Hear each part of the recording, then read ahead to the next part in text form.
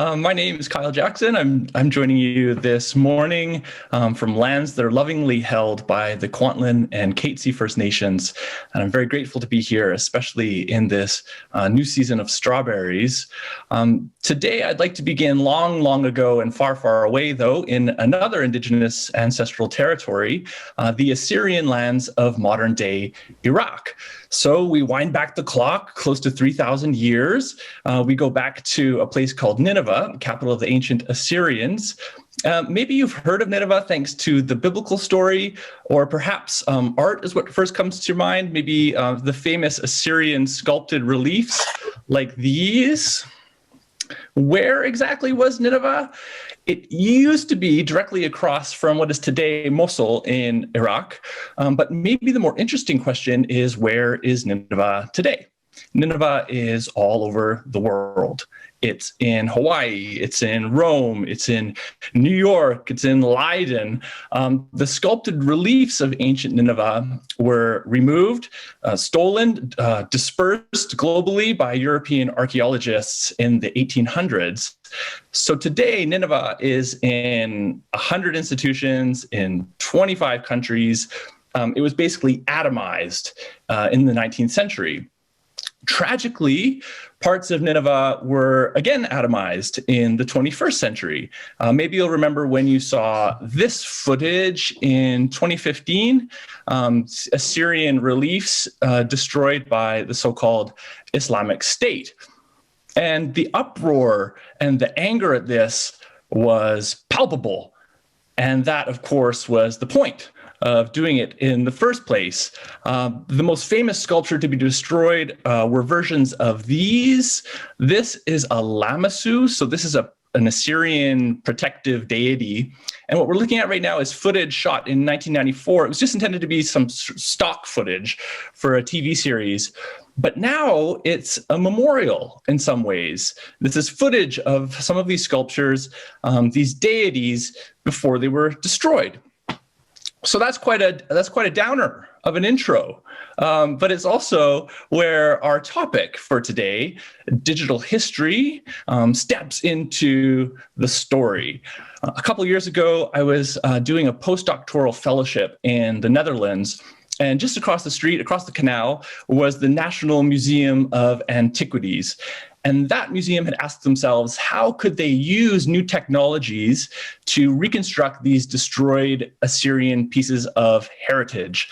So they were good historians, so they first thought about their sources, and they started digging and found that in 2003, a team of Italian archaeologists had taken thousands of actual digital photographs all around these lamasses before their destruction.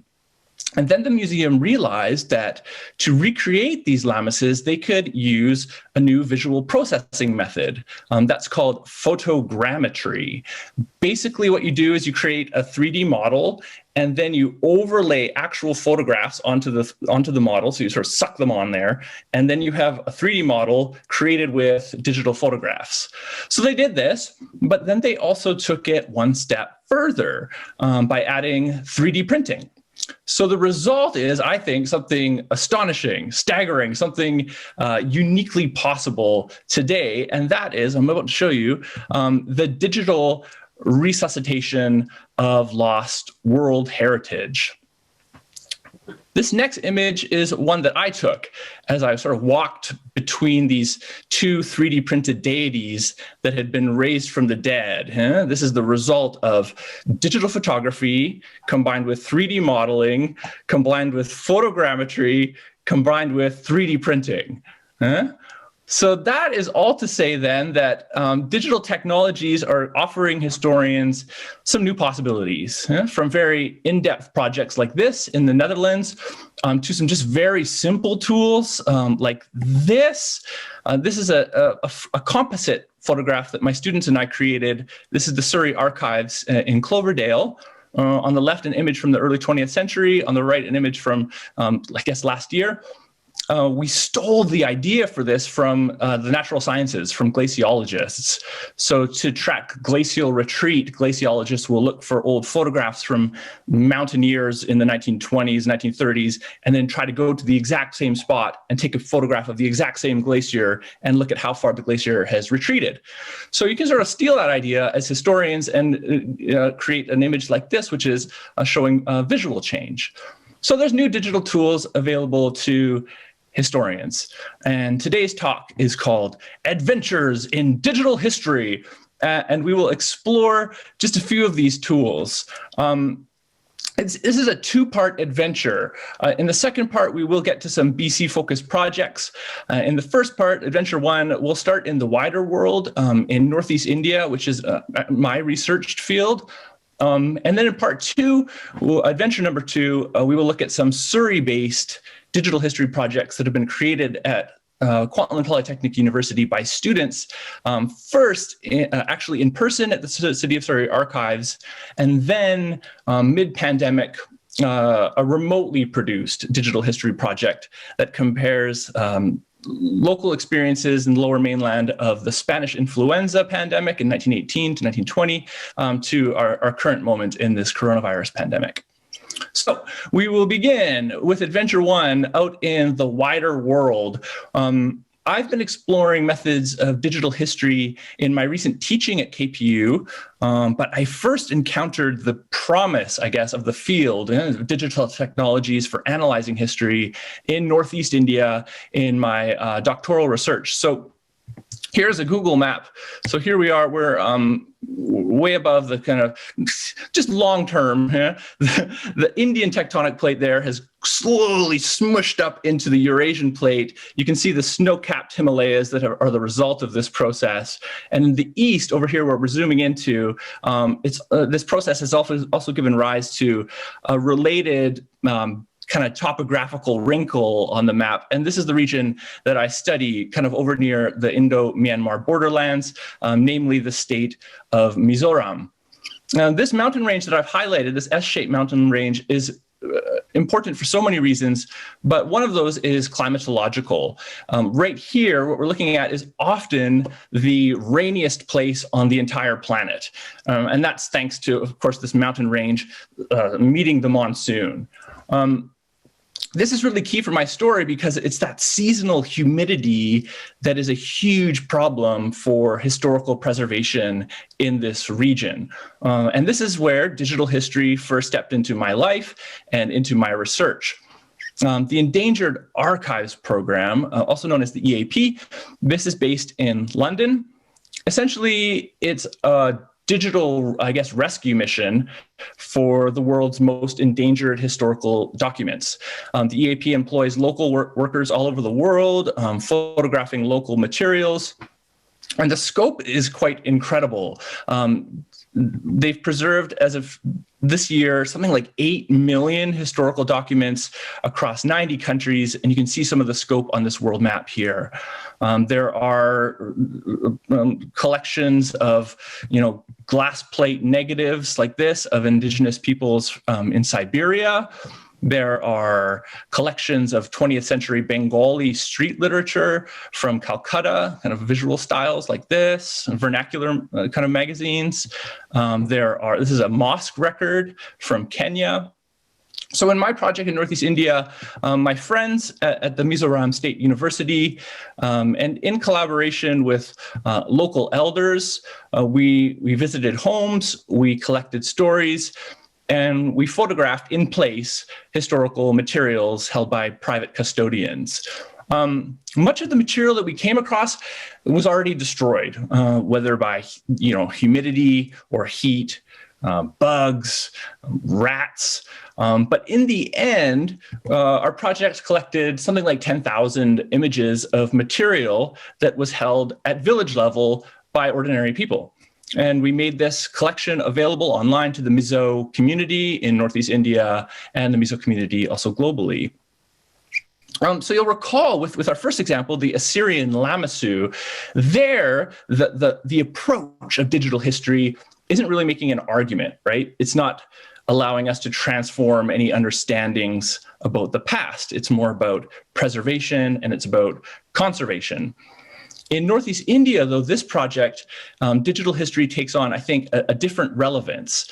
In Northeast India, in terms of archival records, what you have is kind of the formal written archives of the British Raj, the British state, and the Indian official archives.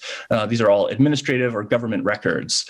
However, the images and the files that we found in this digital history project were in private collections, and those are actually revolutionary for the study of history in this region.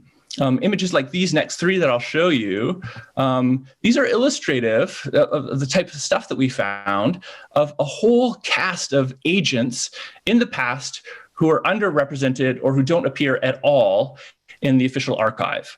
Women, children, everyday folks, members of other indigenous communities. And so in this way, in this project, digitization expanded the archive. It expanded the range and the diversity and the inclusivity of the kinds of stories that is now possible to tell in this region using these primary sources. So you fast forward 10 years, now that Northeast India project is beginning to translate into a first 3D printing project at KPU in our Department of History. 10 years ago, we found copies of this in this project. This is a vernacular news magazine. It's written in the Mizo language. In the early 1900s, this is called Mizo Levi. And today at KPU, and this is the first adventure, this is our first project we want to share with you today, we are applying two new technologies to this particular magazine. We knew we had copies of this magazine that stretched from the early 1900s through to 1939. And one question that we started to wonder about was, how global was this newspaper's coverage? What places around the world were its authors referring to in these articles?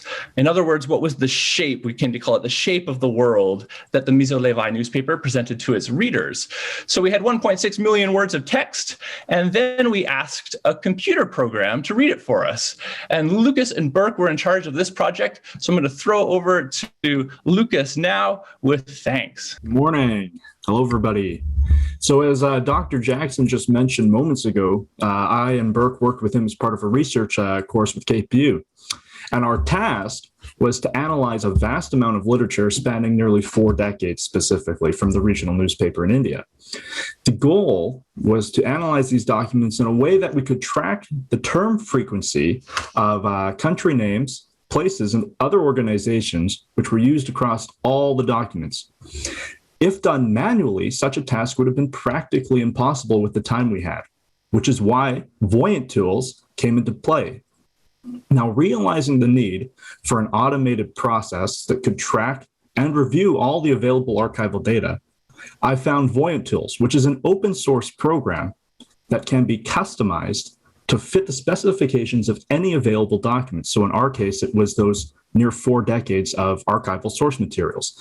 So in this first image here, you can actually see kind of what we were working with, the mix of English terms and place names with the Mizoram languages that were regional to India.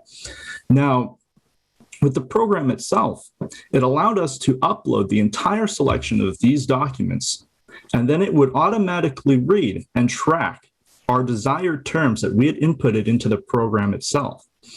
In essence, it allowed us to take that 1.6 million words of text, not all in English, and then isolate and track the frequency of the specific terms which we had inputted into the program. So in the second image here, this is an example of one of the 2 pages that I showed you from the publication. And this graph specifically shows one single document where we tracked European country names across the entire document, looking for frequency. So the graph itself shows basically from the beginning of the document to the end, and how frequent those terms showed up in the document itself.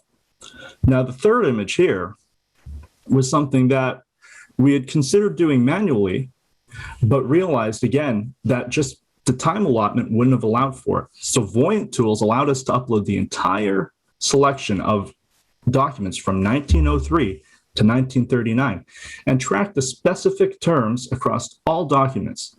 One of the major surprises, as you can see in what is a timeline of the near 1.6 million words, is the sharp uptick in reference to Germany or German peoples. And this occurred around 1914, 1915, which is why we believe it was due to the increased travel to and from Europe from Mizoram due to World War I.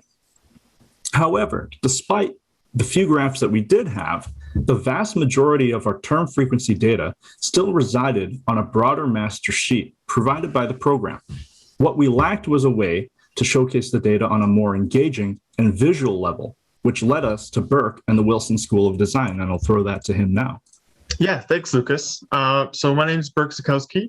I'm a recent graduate of the product design program at the Wilson School of Design at KPU, where I'm the 3D printing lab technician. And that's actually how I joined this project.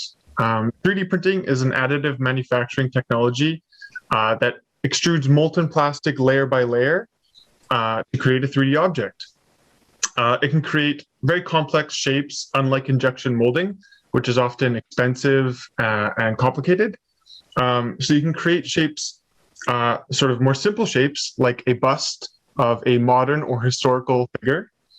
And it can also create very complex objects, like a Viking Drakkar ship that can be in a museum interacted with by the guests. So 3D printing is highly customizable, and it lacks the need for a mold, like injection molding. So it makes it a lot faster and a lot cheaper to use compared to many other options. So using this, we were able to create our own map to fit our own needs. So I took the data points from Lucas and I converted them into millimeters. So at a ratio of 10 mentions of a name to 1 millimeter. And so I will show you what I've created. So this is the map that I created. And you can visually distinguish at the different heights, the different numbers of times the names were mentioned. So you can see Germany there towers over, say, Canada, with Germany being mentioned 1,232 times compared to Canada only being mentioned 48 times. And so I actually have a 3D printed version of this map with me here, right here. So you can see the blue is the water, and then all of the land masses are just like this digital version here.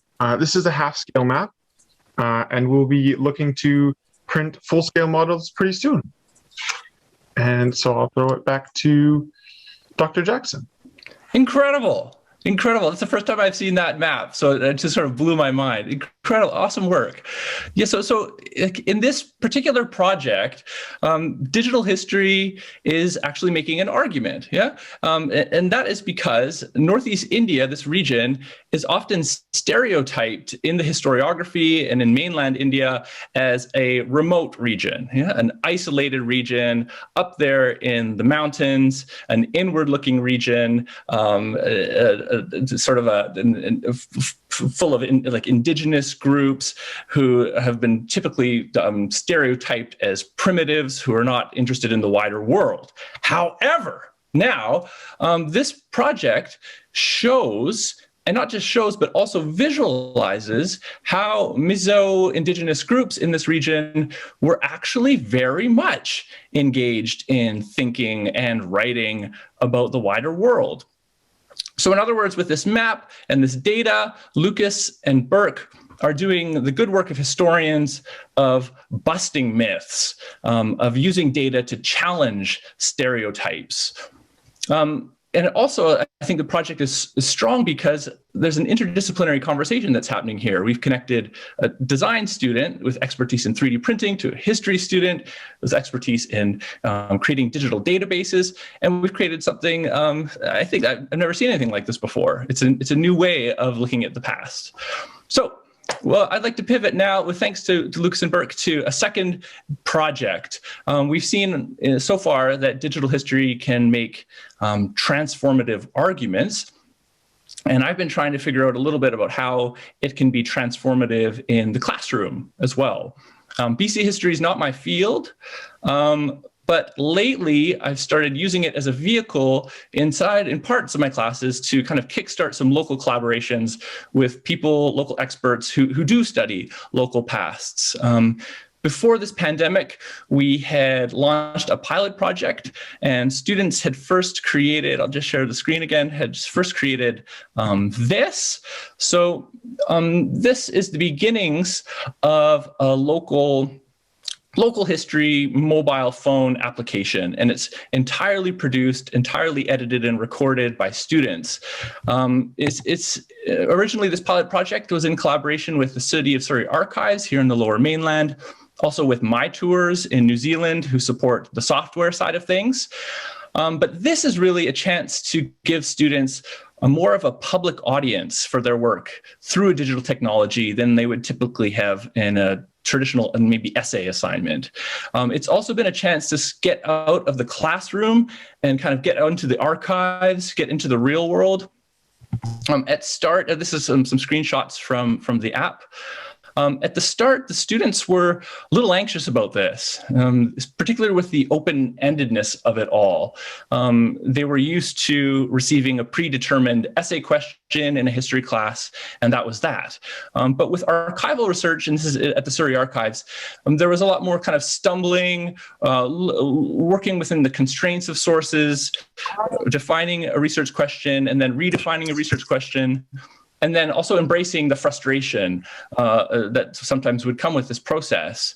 Sometimes I would eavesdrop on the students as they worked, and the conversations were more surface level. They would look at old photographs from the early, mid 19th century and say, wow, they all have such marvelous mustaches. And another expressed excitement when they said, I just found out that they had captured a German U-boat and displayed it in a Surrey exhibition. And not just that, but he held up from this envelope, he said, I found the actual tickets, 25 cents, this archival document. And another, someone said, looking at these images, like, wow, you get to wear gloves. Another person found this image from 1827 in the archives and said, he looks just like a 19th century Justin Timberlake. He does. But at the same time, their conversations also went deeper and quite quickly. I had students in this pilot project setting out with the original idea to create a tour celebrating the history of Surrey's multiculturalism, and then only to suddenly stop to begin to wrestle as a group with very complex conversations about multicultural settler colonialism. So we'd been set to expand this pilot project when the pandemic hit. And so we pivoted, and our library subscribed to an historical database of the Vancouver Sun. And we came up with this idea that maybe we could create a project that compared local experiences in the Lower Mainland of the sort of 1918, 1920 Spanish influenza pandemic with students' own experiences during the coronavirus pandemic, not just as a research project, but also maybe as a way to give them sort of an historical map to their current world, their experiences they were going through, a more historical perspective. So the result is a tour that you can download today if you wanted to. The tour is called A Tale of Two Pandemics. That is on this broader app called Global Surrey. So if you have a smartphone or a tablet, you can get this either on the Google Play or on the App Store. So the app is Global Surrey, and the tour is A Tale of Two Pandemics. In the tour, there was 16 miniature projects, and each of those student projects has audio, a sort of podcast attached, as well as locations, so map markers in sort of a GIS map. Each of those students focused on a particular theme. So we have one student who focused their tour, three quick podcasts on on shortages in both pandemics. Another student focused on advertisements. Another focused on conspiracy theories. Another focused on experiences of anti-Asian racism, both in the Spanish influenza pandemic and the coronavirus pandemic. So we're very lucky to have two students who worked on this project with us today, both Emily and David, and I'll pass that on to Emily now. Hi everyone, I'm Emily and I'm here today to talk about my section of the tour Dr. Jackson just mentioned. My section has 3 stops and its title is 3 Days in the Life of a Time Traveling School Teacher.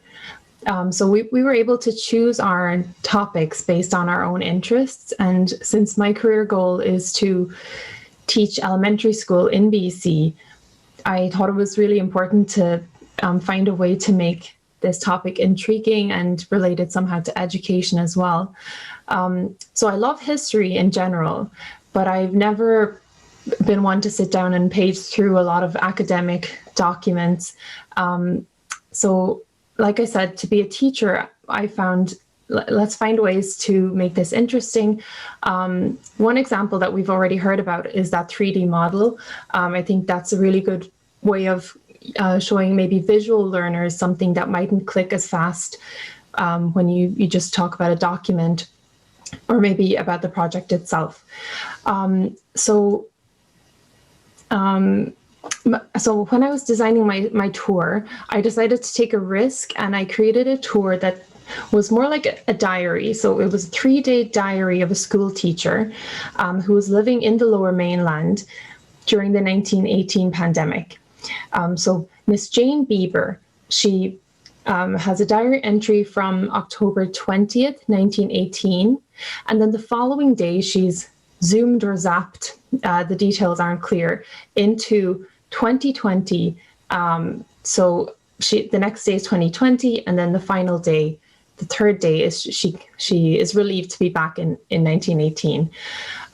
So the story is obviously fiction, but I based the details of the story on the evidence that I found in the historical archives that we were provided, that were online. So the importance of digital history is really underlined here because our whole history course and all the courses in KPU had to be transitioned quite swiftly online to online instruction. So we couldn't go into the archives like we just saw with the gloves and to piece through all the information by hand. So with access to these archives, the Vancouver Sun newspapers, I was able to search for the news stories based on keywords. So when I started out, I was thinking of basing my project on masks. I transitioned then into what I ended up doing, but I could use keywords for masks. And then also it was time, you could do a time, like a specific time. So you could say, you just want to look up something from the start of the pandemic, and you could specify down to the month. So that was really, really amazing.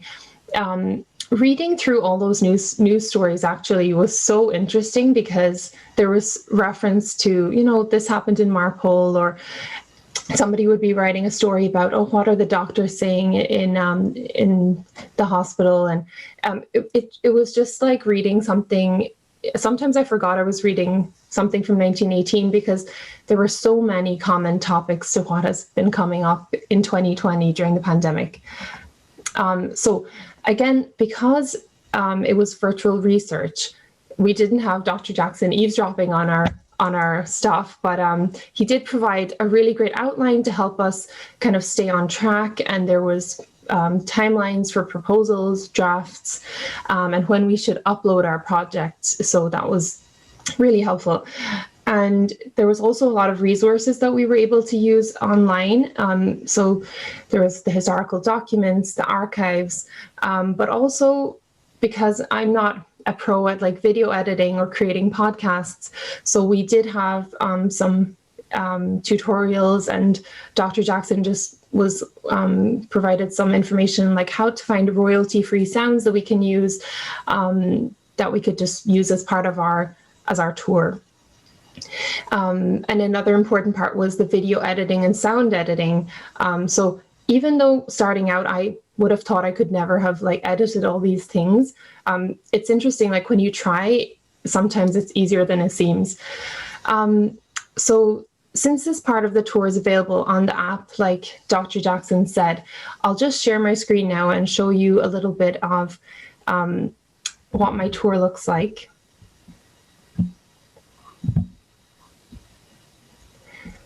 So hopefully that's visible there. So you can see, you can just click play and the podcast will start playing. And above there are some photos that you can click into.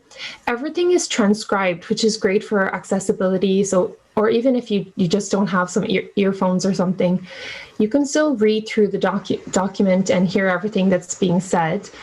A really cool thing about this tour as well is that there are references, like you can see.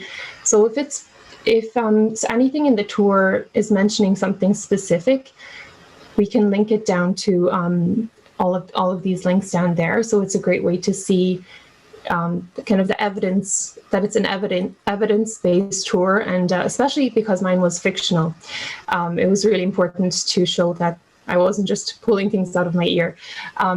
So as that plays, I'll just sum up my part. So I think the power of storytelling and this kind of narrative presentation, the great thing about it is that it invites the audience into the time or the event that's being discussed. So for me, I think the most valuable part of that approach is that it helps people, to myself included, to look at the aspects of history with more thought about the historical context, because I can read through the documents and it's interesting, but if I'm thinking from the point of view of somebody who lived in the time, even with the audio in our tour, it really helps you kind of get into the feeling of what might have been happening. It helps us to kind of think from a different perspective. And for me, I know this helped me to think about living conditions, religious practices, representation, as was mentioned before, medical advancements, understandings, and so on. So thank you for your attention, and I'll pass it on now to David for his section of the project. There we go. So hi, I'm David. Before I begin, I would like to acknowledge that I'm joining you from the unceded territories of the Musqueam, Tsleil-Waututh, and Squamish First Nations.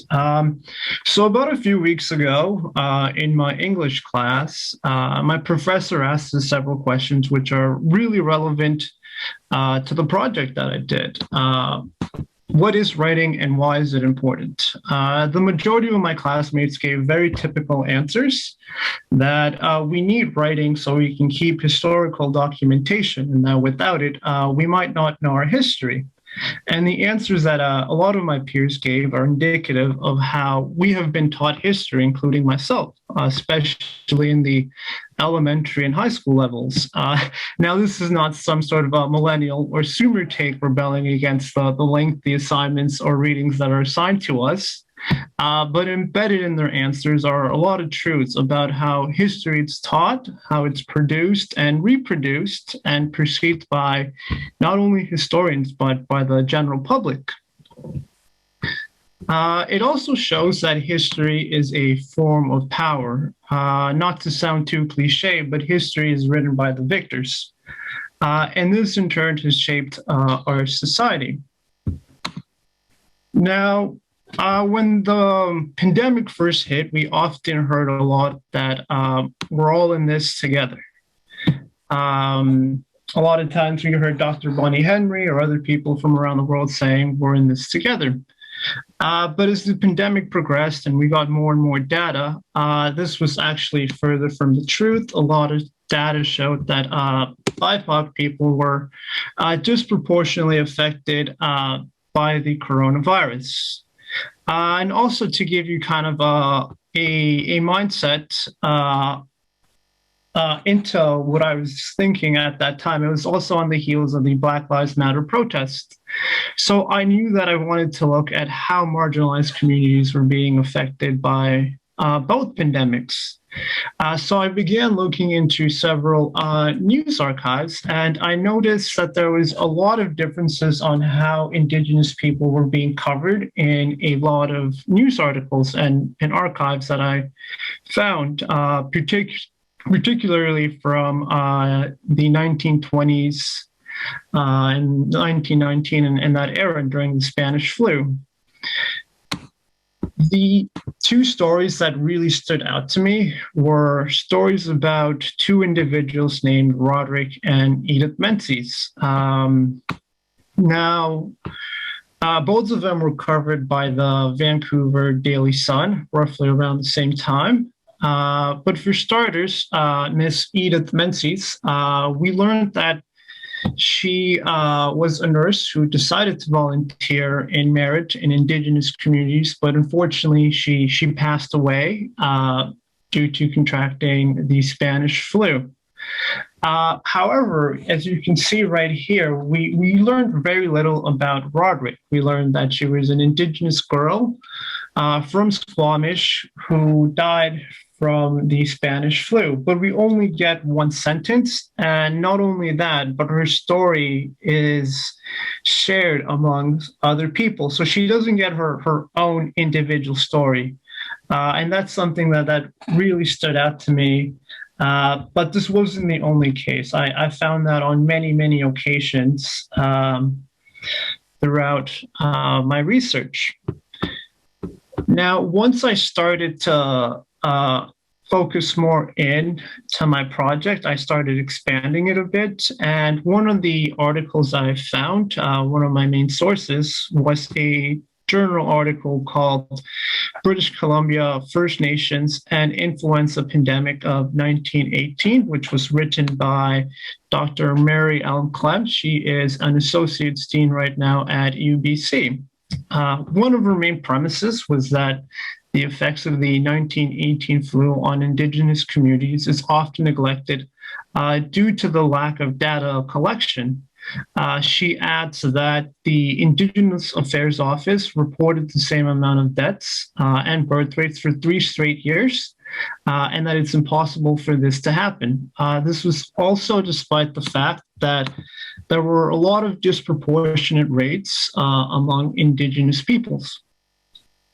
What is also puzzling is that the annual reports of the Department of Indian Affairs from 1919 to 1920, they briefly mentioned the effects of the flu.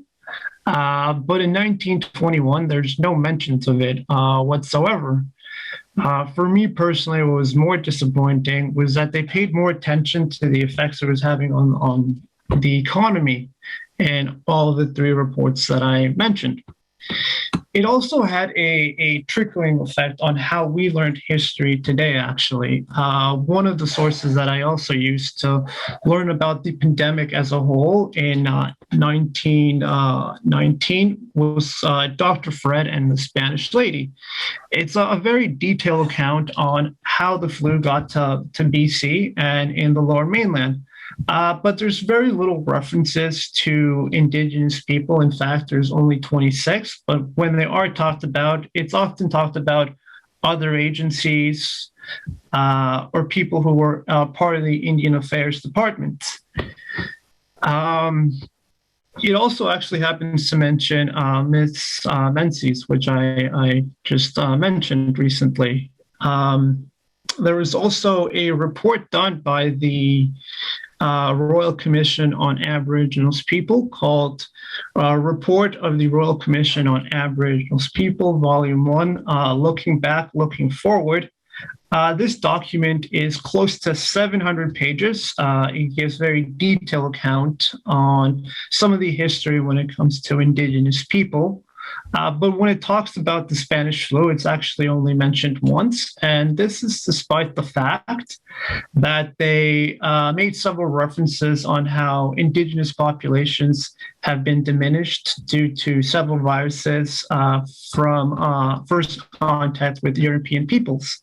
And that was very puzzling to me. And it just shows that this lack of data omission has a trickling effect on how we learned history today. Now, as a society, we like to say that this can never happen again, or that times have changed. Some people might ask, well, how is this relevant today? And that's a good question with an easy answer, in my opinion.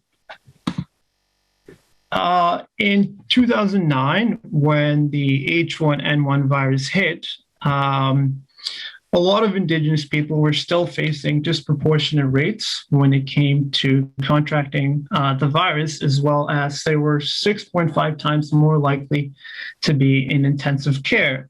Fast forward to our times today in 2020 and 21, a lot of them were facing challenges when they were interacting with the government. For example, they asked the BC government for more data on contact tracing, but unfortunately, they were met with several challenges from the BC government. And when our government was collecting data on COVID-19, they failed to represent Indigenous responses in their surveys, once again, omitting them from data collection. Now, another thing that I also learned during this project was that once a pandemic hits, it doesn't pause a lot of the struggles that people are facing. It only amplifies them. And several reports show that right now, a lot of Indigenous communities are suffering with the opioid crisis. So I'd like to just end on how I started. What is writing and why is it important? One of the things that I learned while I was doing this project is that writing has the impact to influence how we learned history. And what's just as important is the effects of what is omitted what effects omission has on marginalized communities. And with that, I'll hand it back to Dr. Jackson. Wonderful. Thank you so much, Emily and David. Absolutely wonderful work. I will sum up with some concluding arguments now about digital history and digital history, I guess, collaborative methods in the classroom and in the community. The first thing I want to do is admit that the digital history method or approach, that's not always the right method. It's not even beneficial all the time. Once there was an historian working in a dusty Portuguese archive with materials from the 1700s, and he was behaving rather unusually. Instead of looking for relevant data by sort of carefully reading through letters, instead he was kind of grabbing an envelope and he'd sniff it vigorously, sniff, sniff, sniff, and then he'd sort of open the letter, quickly glance at it, make a few quick notes, and then he'd proceed with more sniffing. Strange behavior in an archive. And finally, others around him sort of asked him, what are you doing? It turned out that he was conducting historical research into the spread of cholera. In the 1700s, if you have a cholera outbreak in Portugal, what you do to help stop it is to sprinkle vinegar on your letters to halt the spread of the disease. So he was looking at the dates and the places just quickly in the letters, going quickly through his material, and smelling for vinegar. Those smells, those odors, those are things that would be erased in a digital database of those old letters. Yeah. But those smells, those odors were allowing him to have this incredible research project chasing a cholera epidemic across an 18th century Portuguese map. It's an incredible project, but it would not be possible with digitized files. So in that sense, a digital approach, you would lose something. In other instances, though, as we've seen today, digital methods can help you gain something. Certainly, I think with this app, having a public audience beyond just me is a powerful motivator for student work. I've never had a student, gleefully share their history essay on their Twitter account. But I have seen one of the students in this pilot project share the app that we worked on. But more than that, even more than that, having an audience has given the students a chance, I think, to think a little deeper about public history, meaning history that is written for the public, as a great responsibility.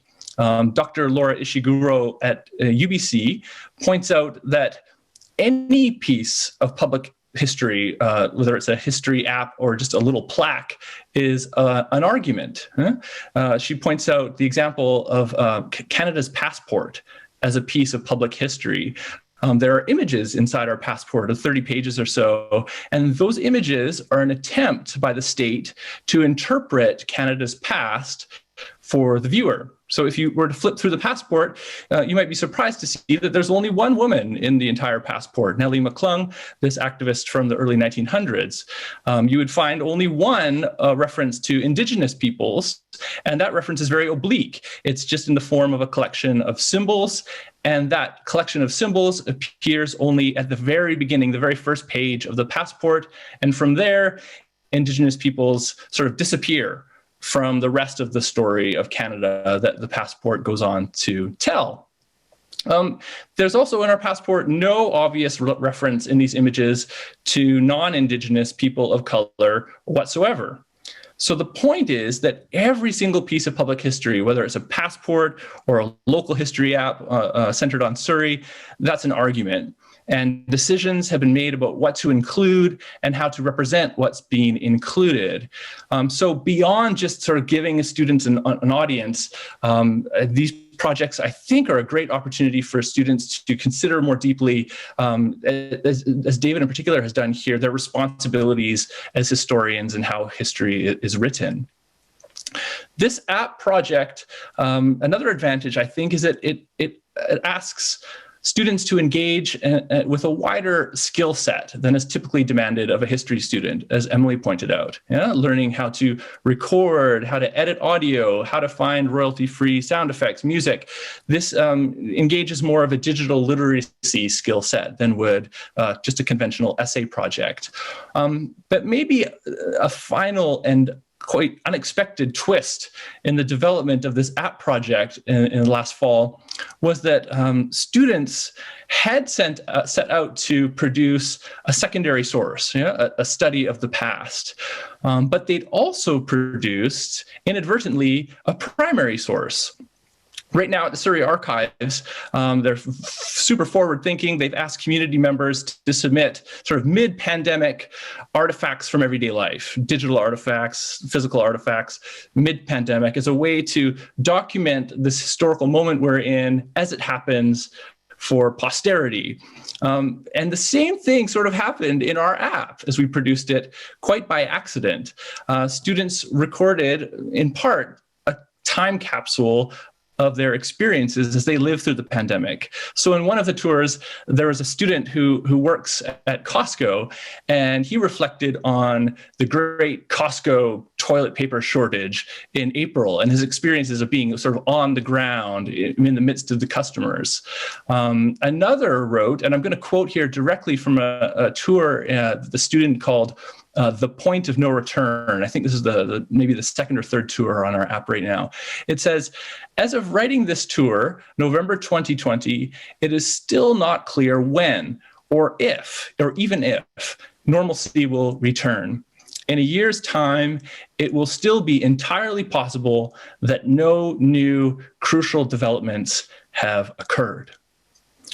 So in other words, these students were not only studying history in fall 2020, but they were also creating a record of it, in their own words, of their own experiences as they lived through it.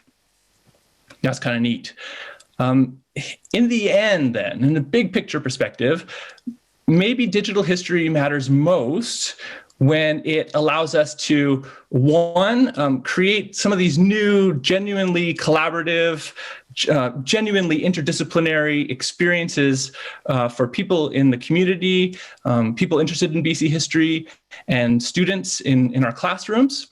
And two, digital history matters most when it allows us to go beyond just using these technologies as a fancy new way to illustrate history, but rather also to use these technologies to make actual genuinely transformative arguments about the past.